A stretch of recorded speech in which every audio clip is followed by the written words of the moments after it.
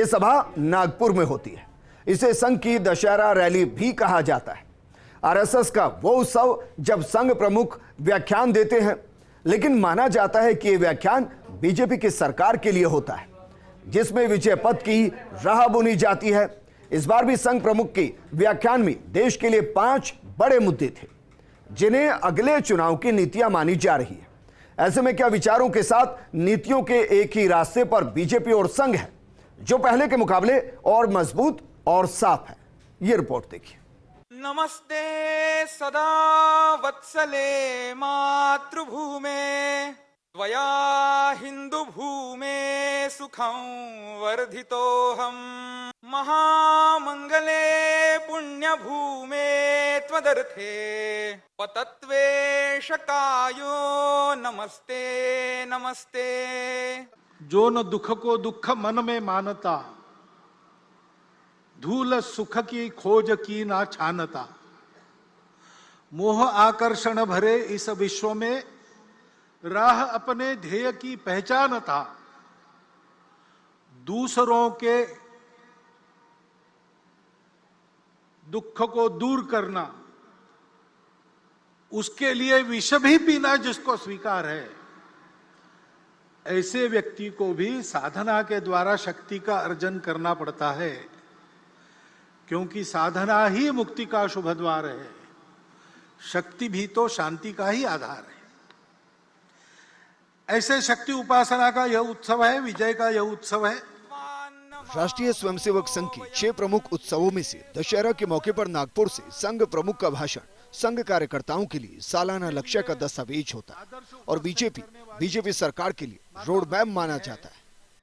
हमारी प्रतिष्ठा दुनिया में बढ़ गई है, हमारी विश्वासार्हता बढ़ गई है। जिस प्रकार से हमने श्रीलंका के संकट में उसकी सहायता की,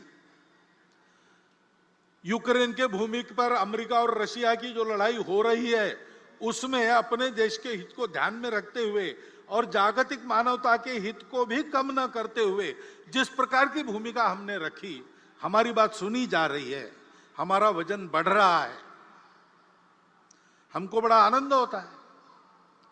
राष्ट्रीय सुरक्षा के मामले में हम उत्तरोत्तर सफल होते चले जा रहे हैं और स्वावलंबी होते चले जा रहे हैं।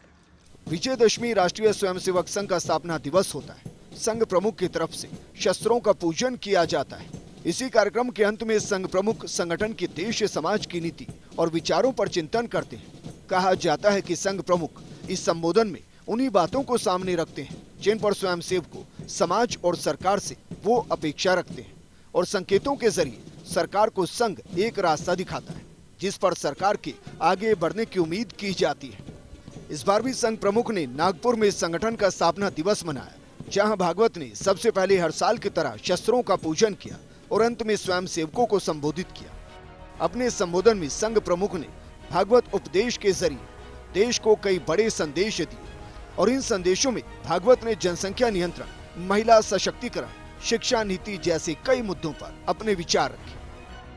हमारा देश 50 वर्षों के बाद कितने लोगों को खिला सकता है? उस समय समाज में काम करने वालों की कितनी संख्या चाहिए? काम न कर सकने वाले उस समय कितने रहेंगे? आज के 57% युवा 50 साल के बाद काम करने की स्थिति में रहेंगे क्या? अपने देश का पर्यावरण कितने लोगों को खिला सकता है, कितने लोगों को झेल सकता है? इतने लोगों के शिक्षा की, स्वास्थ्य की क्या व्यवस्था हम कर सकेंगे? इतने लोग काम करेंगे, रहेंगे भी, क्या क्या करना पड़ेगा? और केवल देश का प्रश्न नहीं है, जन्मदात्री तो माता होती है, वो हमारी मातृशक्ति का सशक्तिकरण हमने कितना किया है, उनका स्वास्थ्य कैसा है, उनको उनकी इच्छा क्या है, उनकी आवश्यकता क्या है, परिवार की भी आवश्यकता होती है, परिवार का भी विचार क्या है। ये एक समग्र विचार करके एक नीति बनानी पड़ती है। संघ प्रमुख ने अपने भाषण में जिन मुद्दों का जिक्र किया, उनमें सरकार कुछ पर तो आगे बढ़ चुकी है और कुछ पर संघ सरकार के आगे बढ़ने की उपेक्षा कर रहा है। यही वजह है कि विरोधियों की तरफ से बार बार संघ और बीजेपी को एक दूसरे का पूरक बताया जाता है और कहा जाता है कि बीजेपी अपनी सरकार में संघ के समाज और देश के हित में विचार विमर्श पर नीतियां बनाती है और संघ बीजेपी का संगठन पर जमीन पर सरकार की जनहित योजनाओं को जनता तक पहुंचाने का काम करती है। ऐसे में संघ के विचारों और सरकार की नीतियों को एक ही नजर से देखा जाता है। डिग्निटी ऑफ विमेन, क्या ये हम सबका दायित्व नहीं है? बेचारी गांव की मां बहनें अंधेरे का इंतजार करती हैं। जब तक अंधेरा नहीं जाता है वो शौच के लिए नहीं जा पाती है। उसके शरीर को कितनी पीड़ा हो गई होगी, कितनी बीमारियों की जड़ें उसमें से शुरू होती होगी। क्या हमारी मां बहनों को इज्जत के लिए हम कम से कम शौचालय का प्रबंध नहीं कर सकते हैं? यही वजह कि इस बार भी संघ प्रमुख के भाषणों को विश्लेषक किया जाए तो अगले चुनाव के मुद्दों के तौर पर देखा जाता है और इस भाषण ने देश भर की जनता को अपनी ओर खींचा है। संघ प्रमुख मोहन भागवत ने भाषण में जिन बातों का जिक्र किया उनमें पहला मुद्दा महिला सशक्तिकरण बना। वहीं महिला सशक्तिकरण जिसका जिक्र प्रधानमंत्री मोदी अक्सर करते हैं और इसी क्रम में 3 तलाक, उज्ज्वला योजना जैसी कई नीतियों को लागू करते हैं। शक्ति सारी बातों का आधार है। शक्ति शांति का भी आधार है। शुभ कामों को करने के लिए भी शक्ति चाहिए। संघ प्रमुख ने इस बार मुख्य अतिथि के जरिए महिला सशक्तिकरण का संदेश दिया। संघ के इतिहास में काफी समय बाद ऐसा हुआ जब किसी महिला ने मुख्य अतिथि के रूप में संघ के स्थापना दिवस कार्यक्रम में हिस्सा लिया। संघ के इस बार के स्थापना दिवस 2 बार माउंट एवरेस्ट फतह करने वाली दुनिया की एकमात्र महिला संतोष यादव मौजूद रही। मोहन भागवत ने यहाँ महिला मुख्य अतिथि के मौजूदगी में 1 घंटे तक भाषण दिया। उन्होंने यहाँ महिलाओं को बराबरी का अधिकार, काम करने की आजादी और फैसलों में भागीदारी देने का जिक्र किया। साथ में कहा कि देश में महिलाओं को तवज्जो देने की शुरुआत हम अपने घर से कर सकते हैं। पूरकता की दृष्टि है, संपूर्ण समाज का संगठन करना है तो संख्या की दृष्टि से आधा भाग हमारे समाज का मातृशक्ति का है, उसकी उपेक्षा नहीं की जा सकती। उनको भी सशक्त करना पड़ेगा। इस भाषण के बाद संघ का संदेश और केंद्र की तरफ से महिला सशक्तिकरण पर दिए जा रहे जोर को जोड़कर एक साथ देखा जा रहा है। सरकार पहले ही महिला सशक्तिकरण पर कई काम कर चुकी है और अब यूनिफॉर्म सिविल कोड के जरिए अधिकारों से वंचित महिलाओं को कानूनी अधिकार भी दिलाने की कोशिश में जुटी हुई। संघ प्रमुख ने अपने भाषण में सरकार के कामों का जिक्र किया। सरकार की नई शिक्षा नीति भी संघ प्रमुख के भाषण का केंद्र रही। हाल ही में केंद्र सरकार ने भी विभिन्न पढ़ाई और परीक्षाओं में मातृभाषा को तवज्जो दी और संघ प्रमुख के भाषण में भी मातृभाषा को तवज्जो दी गई। अब कई बार हम लोग मातृभाषा माध्यम हमारे बच्चे अपनी भाषा को भूल रहे। आजकल लोगों को समझ में नहीं था, तकरार करते, ये भी कहते हैं नीति में चाहिए, नीति में चाहिए।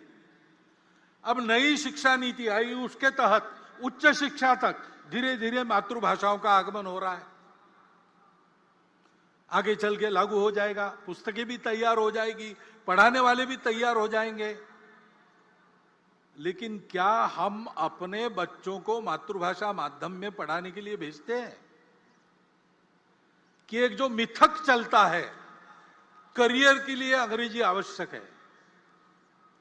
करियर के लिए अंग्रेजी आवश्यक नहीं है।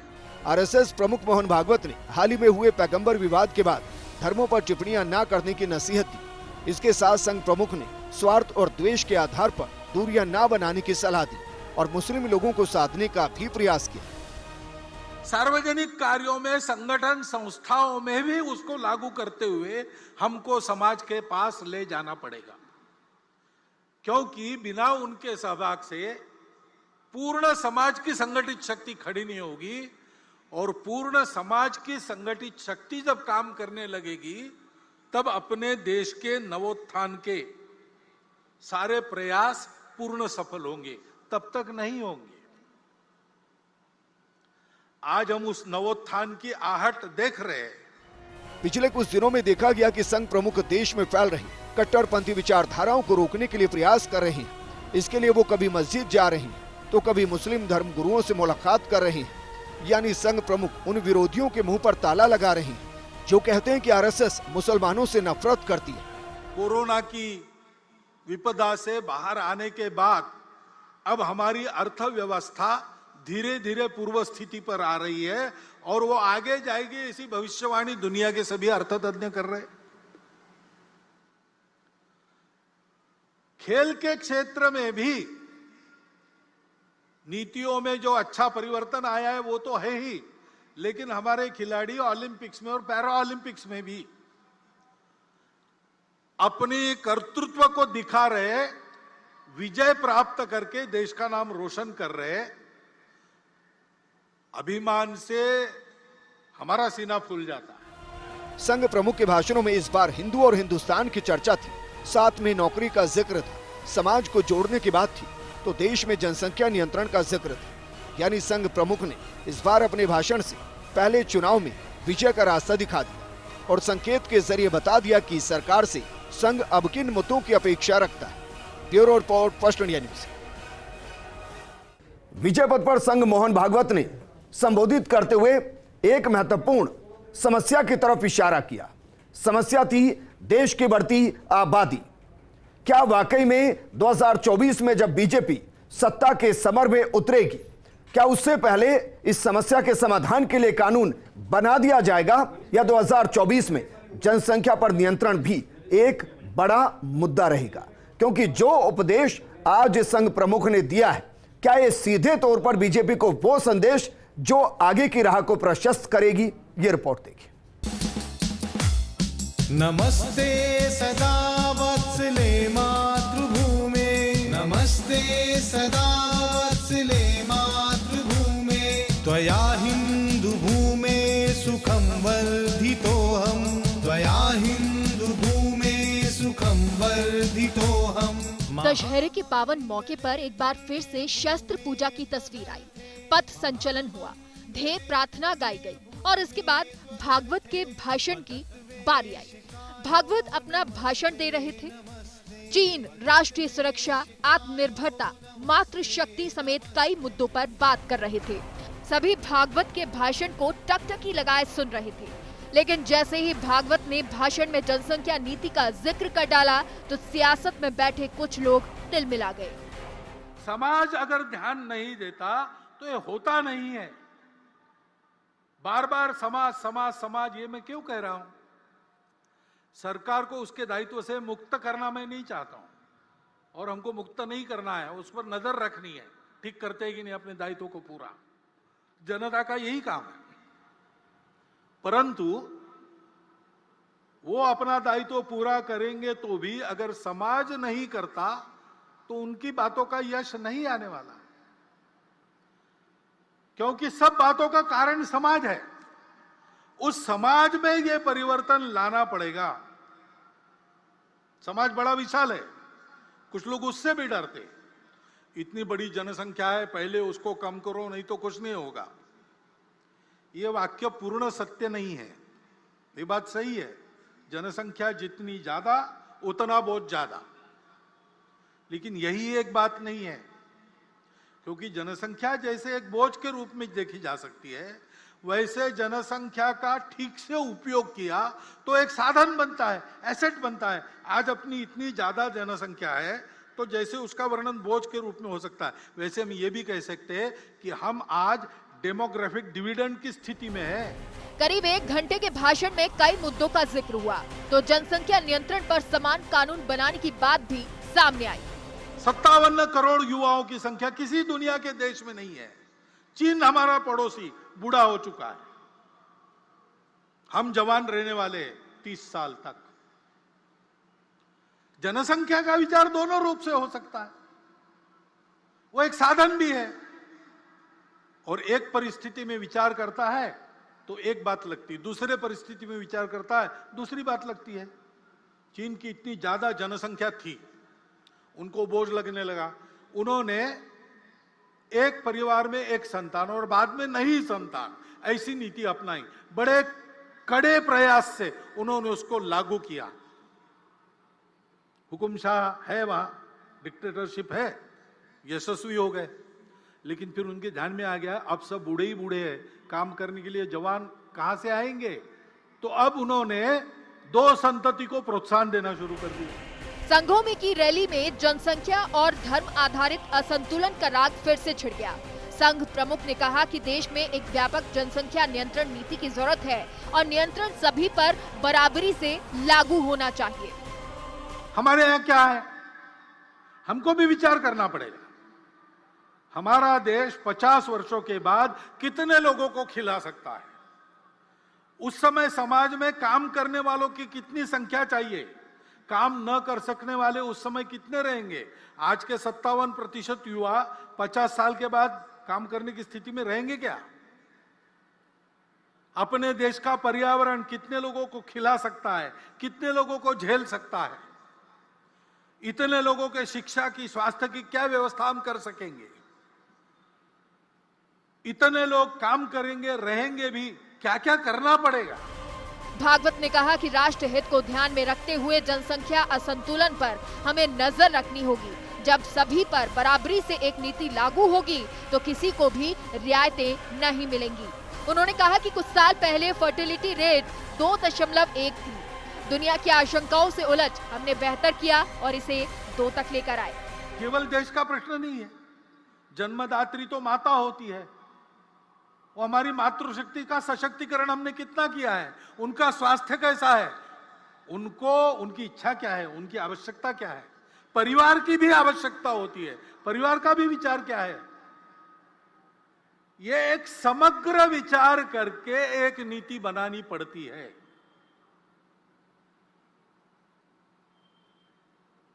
हमने ऐसी नीति बनाई, कुछ वर्षों पूर्व भारत सरकार ने बनाई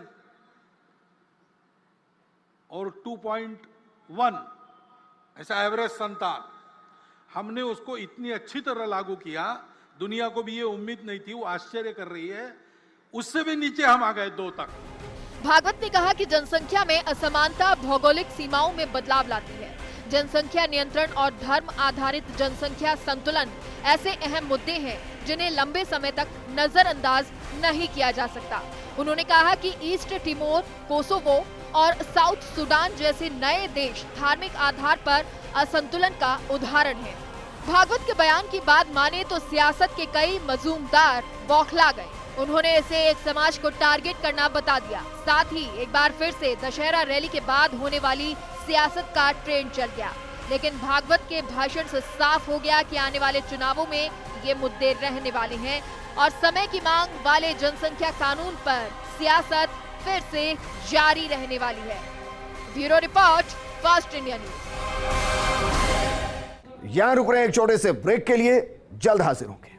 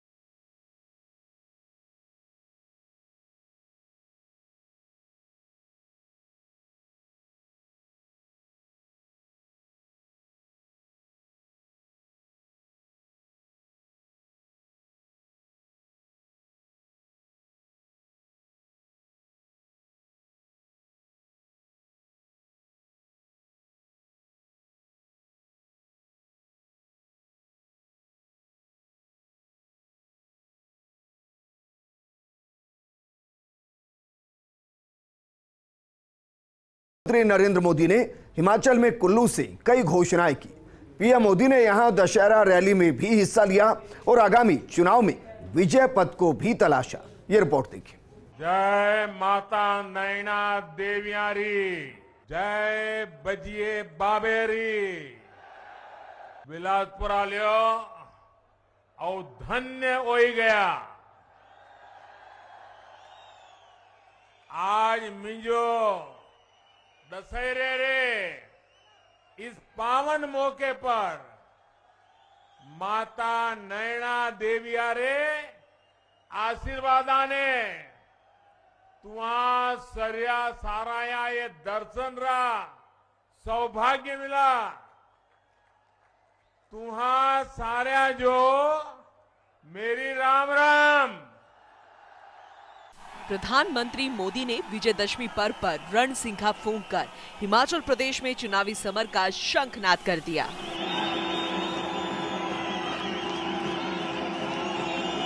और ये भी देखिए संयोग, विजयादशमी हो और विजय का रणसिंघा फूंकने का अवसर मिले,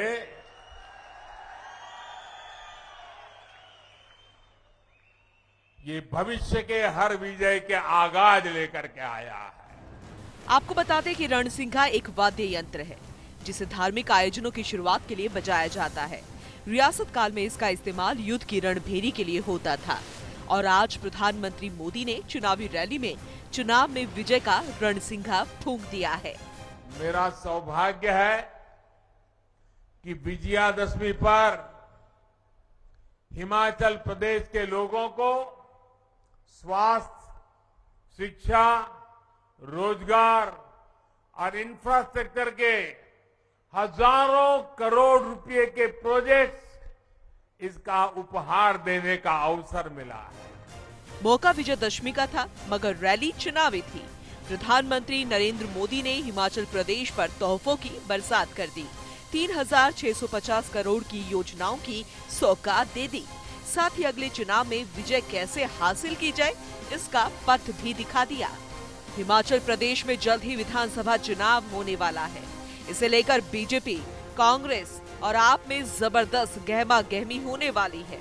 पहाड़ों की सत्ता पर काबिज करने के लिए बीजेपी मिशन रिपीट के लिए पूरी जोर आजमाइश कर रही है। मौका विजयदशमी का है। इसे बुराई पर अच्छाई का विजय पर्व माना जाता है और इस दिन प्रधानमंत्री मोदी हिमाचल दौरे पर रहे। आपको बता दें कि मोदी का हाल ही में ये हिमाचल का तीसरा दौरा है। इससे पता चलता है कि बीजेपी मिशन रिपीट के लिए कितनी तैयार है और इसीलिए प्रधानमंत्री मोदी ने आज हिमाचल में 3,000 करोड़ से ज्यादा की सौगात दे दी। पीएम मोदी के साथ पूरी टीम हिमाचल पहुंची। जेपी नड्डा, अनुराग ठाकुर समेत कई नेता यहां मौजूद रहे। सौगात देने के लिए पीएम मोदी ने बताया कि उन्हें ये सौगात वोटों की बदौलत मिली है। भूमि पर काम करते हुए मुझे निरंतर हिमाचल की विकास यात्रा का सही यात्री बनने का अवसर मिला है। और मैं अभी सुन रहा था, अनुराग जी बड़े जोर जोर से बोल रहे थे कि ये मोदी जी ने किया, ये मोदी जी ने किया, ये मोदी जी ने कहा। हमारे नड्डा जी भी कह रहे थे ये मोदी जी ने किया, ये मोदी जी ने किया। और हमारे मुख्यमंत्री जयराम जी भी कह रहे थे मोदी जी ने किया, मोदी जी ने किया। लेकिन मैं सच्चाई बता दूं, सच्चाई बता दूं किसने किया, बता दो। ये जो कुछ भी हो रहा है ना, वो आपने किया है,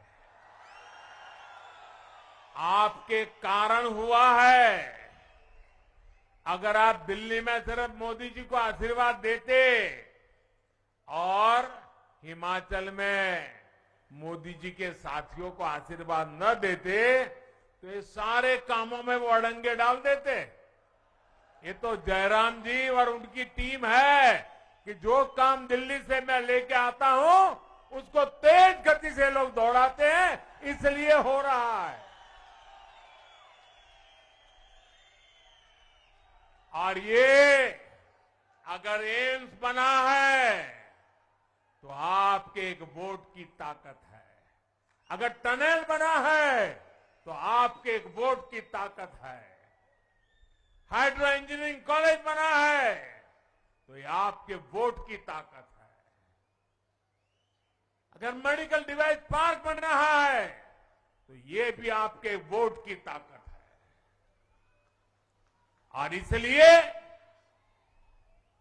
आज मैं हिमाचल की अपेक्षाओं को ध्यान में रखते हुए एक के बाद एक विकास के काम कर रहा हूं। प्रधानमंत्री नरेंद्र मोदी ने कहा कि कोरोना की कठिनाइयों के बावजूद भी केंद्र और हिमाचल राज्य सरकार ने जो काम किया उसका ही परिणाम है बिलासपुर एम्स। उन्होंने कहा कि हम काम बहुत मजबूती से करते हैं, आज की पीढ़ी के लिए भी और आने वाली पीढ़ी के लिए भी। लेकिन ये तो हिमाचल का बेटा है, वो हिमाचल को भूल नहीं सकता।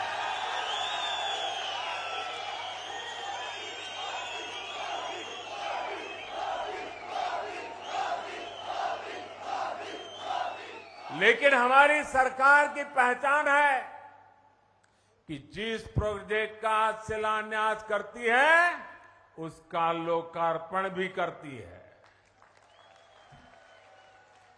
अटकना, लटकना, भटकना वो जमाना चला गया दोस्तों। इसके बाद मोदी ने यहां दशहरा रथ यात्रा में हिस्सा लिया। इस दौरान उनके साथ हिमाचल प्रदेश के मुख्यमंत्री जयराम ठाकुर भी मौजूद रहे। पीएम मोदी ने रथ यात्रा का हिस्सा बनने के बाद कहा, समय के साथ कुल्लू सहित पूरा हिमाचल प्रदेश बदला है, लेकिन मुझे संतोष है कि यहाँ के लोगों ने अपनी संस्कृति को और ज्यादा सशक्त किया है। पीएम मोदी ने यहाँ जनता तक पहुँचने का हर संभव प्रयास किया। वे प्रोटोकॉल तोड़कर रघुनाथ जी के रथ तक पहुँचे। उन्होंने यहाँ भगवान रघुनाथ जी की रथ यात्रा देखी और उनके दर्शन किए। साथ ही अटल सदन के प्रांगण से मोदी ने देवी देवताओं का आशीर्वाद भी लिया। Bureau report, first India.